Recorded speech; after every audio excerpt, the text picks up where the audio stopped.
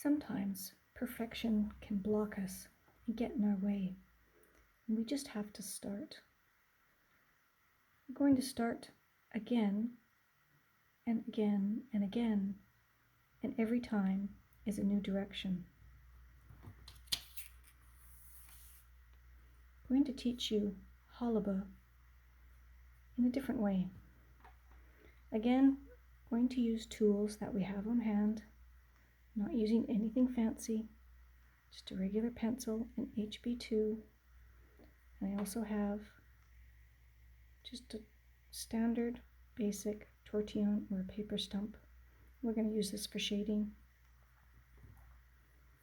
I have 2 markers today. I have a fine point, and I also have a little bit thicker point. I've already drawn my 4 corners and my border, and now I'm going to use my narrow Sharpie, and we're going to draw just a basic line.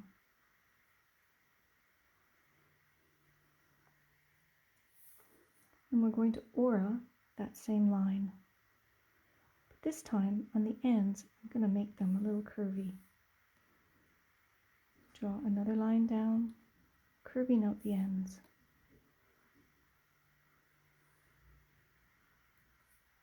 And then I'm going to keep adding until I fill my space.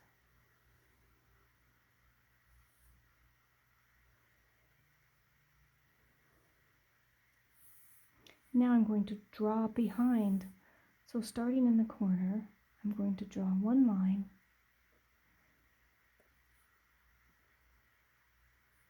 jump across, pick up the pen, jump across, pick up the pen and jump across until I've run into my pencil line. I'm going to go back up, start again, jump over, jump over, jump over, and again until I get to the pencil line. I'm going to go in a different direction this time. I'm going to continue to just jump over top, creating and drawing behind as many times as I feel necessary.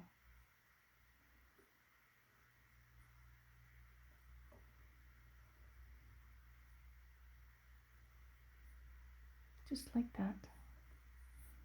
And what else I want to do is, now I want to fill in a background. Just want to take a marker and just do some inside marks.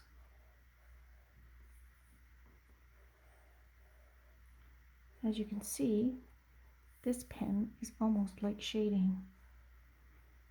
The ink is not fully there.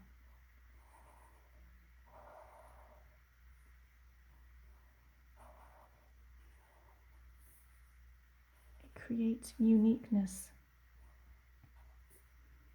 No one said the pen had to be perfect either.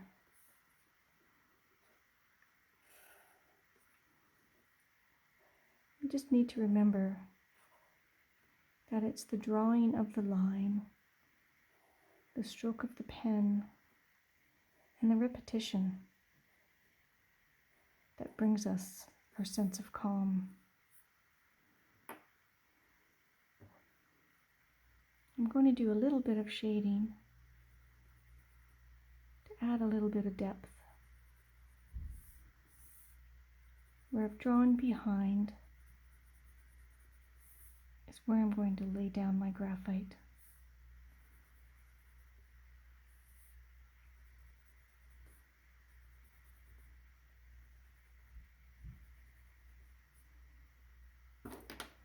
And with my tortillon, I'm going to blend.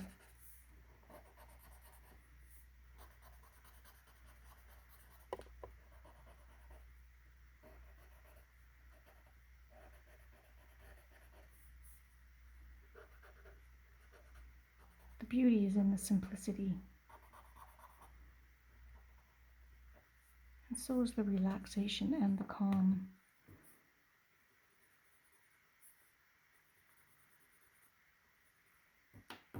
drawing the same stroke of a pen over and over again allows your subconscious to come forward, and it gives the conscious a little bit of a break.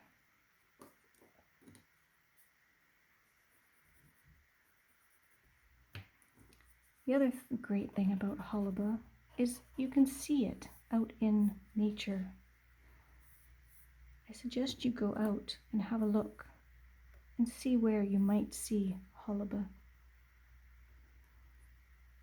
Here's a couple examples. I was in the garden and I found some chives, and simply the chives were waving in the wind, and you can see how they all cross one on top of each other, technically drawn behind. Then I also was in the kitchen and I found toothpicks. And they are the same sort of concept where you've got one line on the bottom, another one on top, and another one crosses. That is all a different type of Hollibaugh.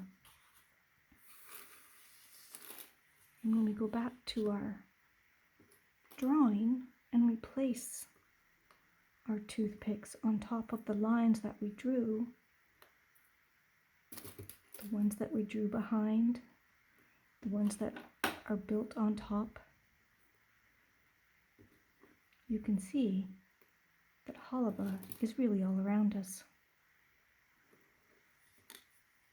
I invite you to look around your home or on your next walk or on your drive to your next destination to see where you can see Hollibaugh.